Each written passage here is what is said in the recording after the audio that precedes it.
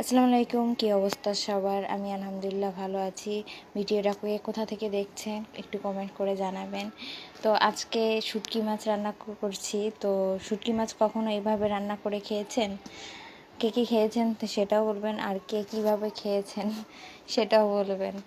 আসলে শুটকি মাছ এমন একটা মাছ যে অনেকভাবে রান্না করে খাওয়া যায়। তো এই রান্নাটি আমি মূলত আমার শাশুড়ির কাছ থেকে শিখেছি। তো এই যে আমি শুটকি মাছগুলো কেটে পিস পিস করে গরম পানি দিয়ে 2-3 বার ধুয়ে নিয়েছি, হালকা কুসুম কুসুম গরম পানি দিয়ে ধুয়ে লবণ আর হলুদ মাখিয়ে নিয়েছি। তারপরে হালকা লবণ দিতে হবে, কারণ শুটকি মাছে এমনিতেই লবণ থাকে। তো এই যে ভেজে নিচ্ছি। ভেজে নেওয়ার পরে আমরা যেভাবে নর্মালি মাছ রান্না করি সেভাবেই রান্না করব। এই যে পেঁয়াজ মরিচ মশলা টশলা দিয়ে কষিয়ে নিয়ে তারপর আমি মাছগুলো দিয়ে দিব। এটার সাথে আমি টমেটো অ্যাড করেছি, এই আর কি। তো খেতে কিন্তু দারুণ হয়, আর যদি ধনিয়া পাতা থাকে তো ধনিয়া পাতা দিলে আরও মজাদার হয়। তো এই যে আমার পানি দিয়ে দিচ্ছি, হয়ে গেছে আমার তরকারি, আমি নামিয়ে নিচ্ছি। তো খেতে কিন্তু অনেক মজা হয়েছিল, দেখুন ঝাল ঝাল একেবারে।